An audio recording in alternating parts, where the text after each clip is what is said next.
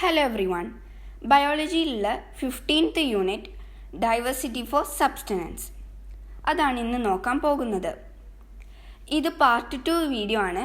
അപ്പോൾ ആരെങ്കിലും part 1 video കണ്ടിട്ടില്ലെങ്കിൽ അതിൻ്റെ ലിങ്ക് ഡിസ്ക്രിപ്ഷൻ ബോക്സിൽ കൊടുക്കുന്നതാണ്. ലാസ്റ്റ് ക്ലാസ്സിൽ നമ്മൾ അവസാനമായി നോക്കിയിരുന്നത് ഇമ്പോർട്ടൻസ് ഓഫ് ബയോഡൈവേഴ്സിറ്റി അതായിരുന്നു ഡിസ്കസ് ചെയ്തിരുന്നത്. ഇനി അടുത്തത് Biodiversity depletion, page number 222. What is happening to the biodiversity around us? Keen observation is necessary to understand it.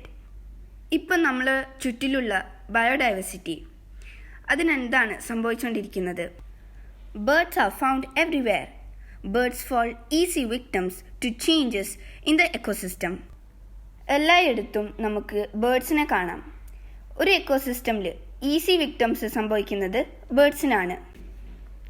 Let us observe the birds around us to understand the present status of biodiversity. ബയോഡൈവേഴ്സിറ്റിൻ്റെ ഇപ്പോഴത്തെ കണ്ടീഷന് അറിയാൻ വേണ്ടിയിട്ട് നമുക്ക് ബേർഡ്സിനെ observe ചെയ്യാം. Bird watching is also an interestingly scientific hobby. You can refer to books or internet to identify unfamiliar birds.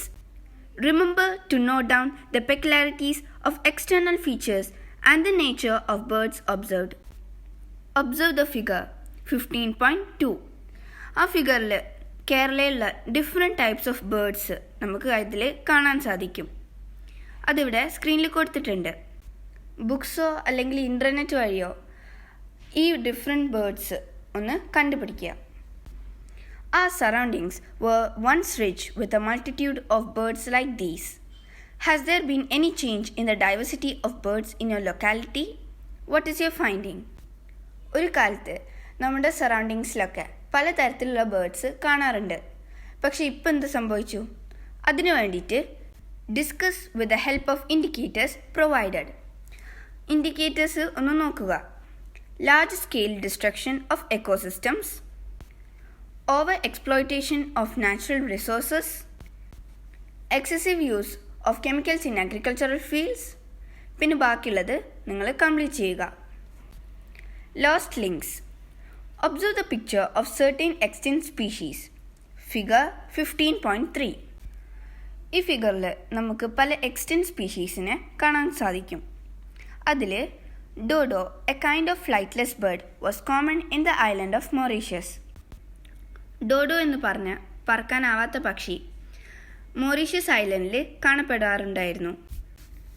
Other species which have become extinct include passenger pigeons which flew in lakhs along the North American skies and the quagga, a wild zebra variety from the southern part of Africa. മറ്റു species north American സ്കൈസിൽ കാണപ്പെടുന്ന passenger pigeons, പിന്നെ southern part of ആഫ്രിക്കയിലുള്ള wild സീബ്രയും എക്സ്റ്റൻ്റ് ആയ organisms ആണ്. ആ ഫിഗറിൻ്റെ താഴെ 2 indicators കൊടുത്തിട്ടുണ്ട്. What were the circumstances for the extinction of these organisms? ഈ organisms extend ആവാനുള്ള കാരണം എന്താണ്? Do human beings have any role in it? മനുഷ്യർക്ക് അതിലെന്തെങ്കിലും പങ്കുണ്ടോ? Discuss and write the influences in the science theory. Page number 224. If not protected, these two, there are many organisms on the verge of extinction due to several reasons. Some examples are given below. ചില extinct ആയ organisms നമുക്ക് figure 15.4 കാണാം. അതിലെ examples Ashoka tree turmeric, Malabar hornbill etcetera. ഇനി അടുത്തത് ഒരു new ടേമാണ് നോക്കാൻ പോകുന്നത്.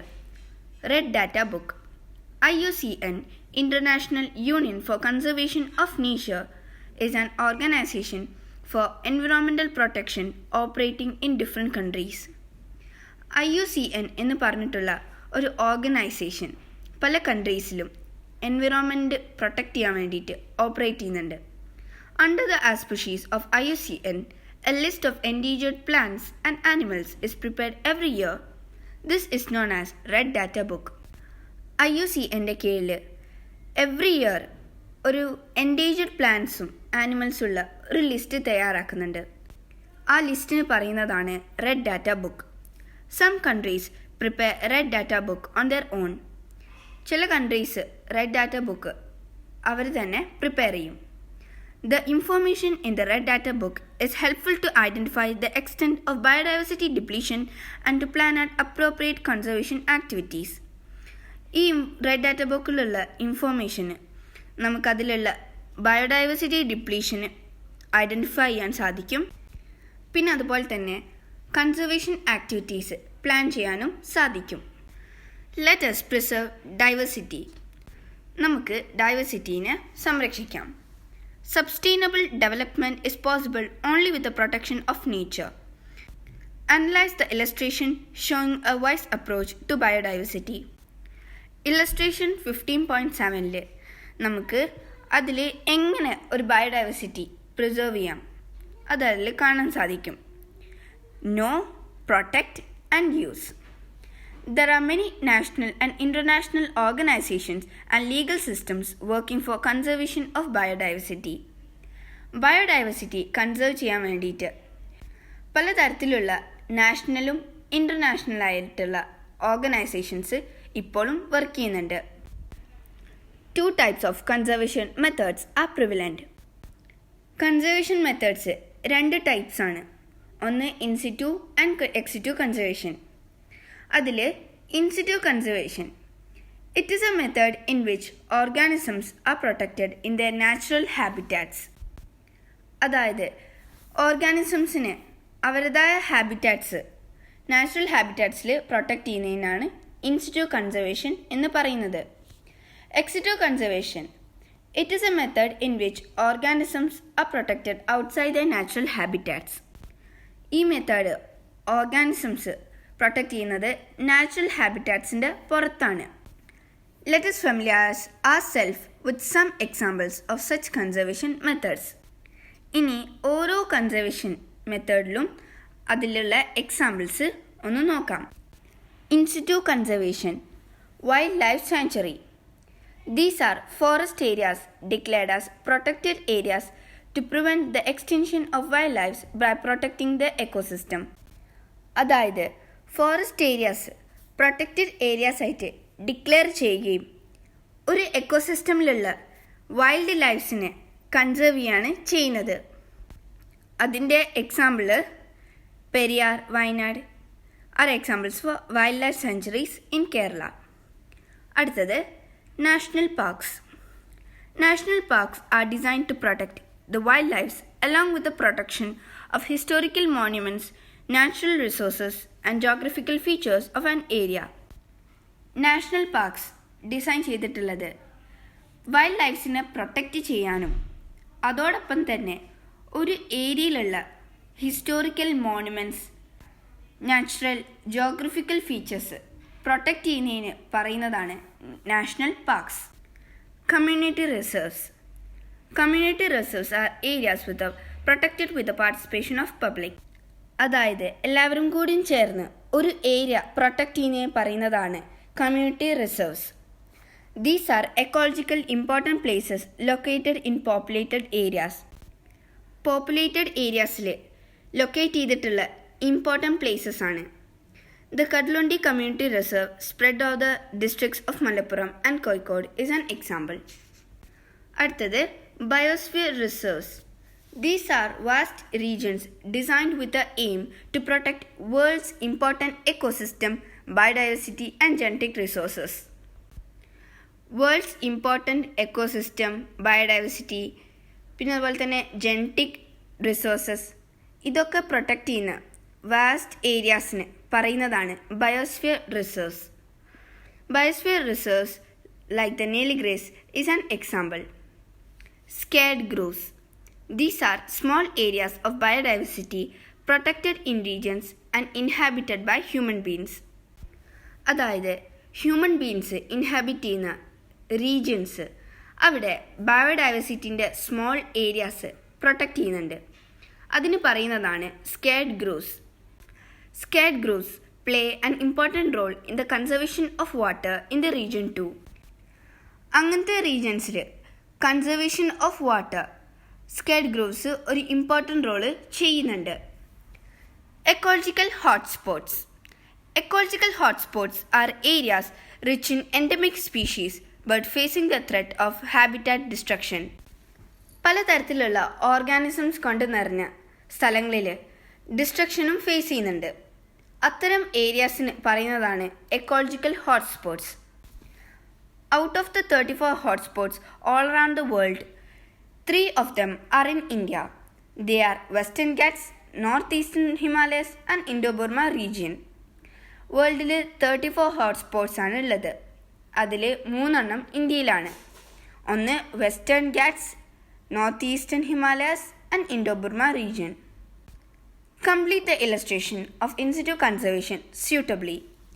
Page number 226 illustration 15.8. ആ ഇലസ്ട്രേഷൻ ഒന്ന് കംപ്ലീറ്റ് ചെയ്യുക. അടുത്തത് ex situ conservation.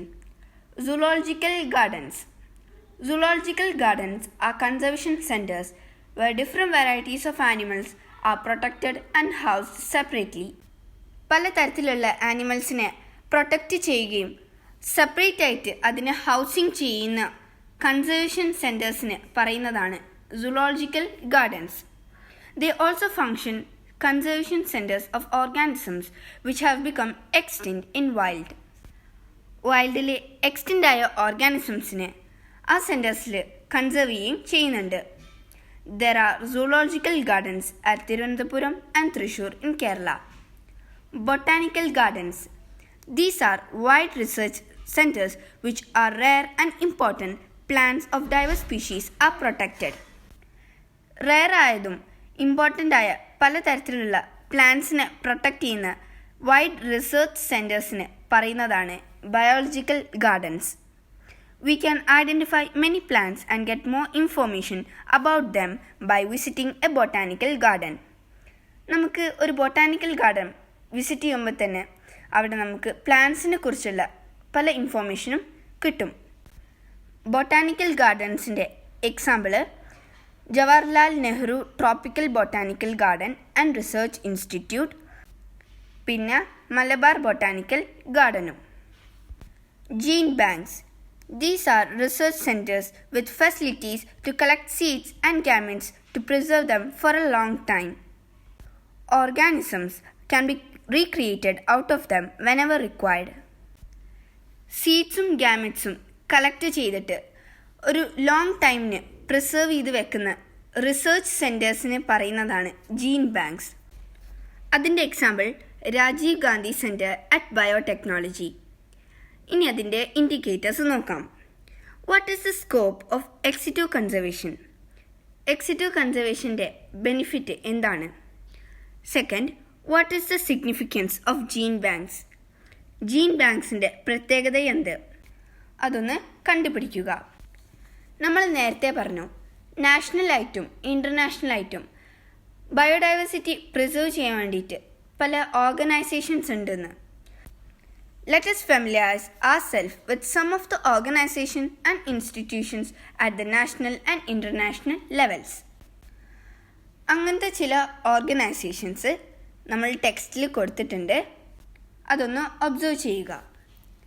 First one IUCN, International Union for Conservation of Nature.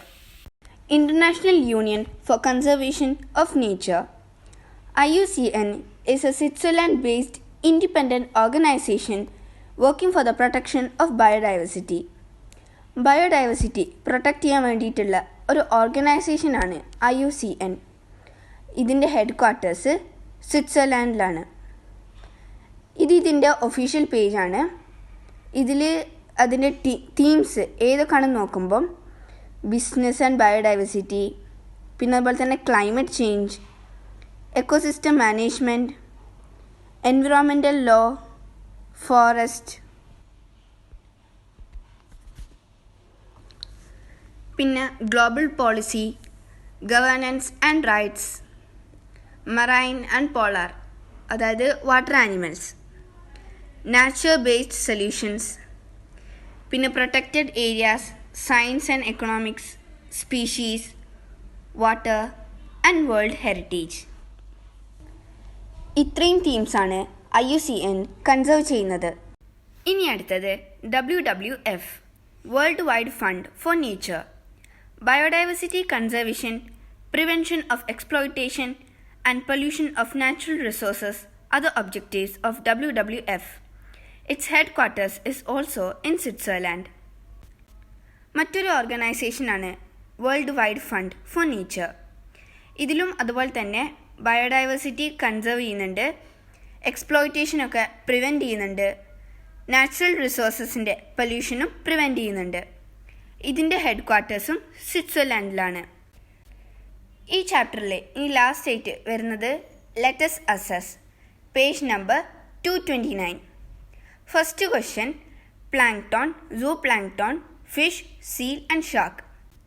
A question, in which trophic level is the secondary consumer of this food chain included?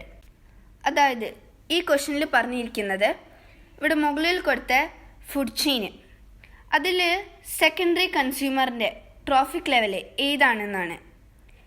B, rewrite the food chain in such a way that the organism in the third trophic level figures in the second trophic level.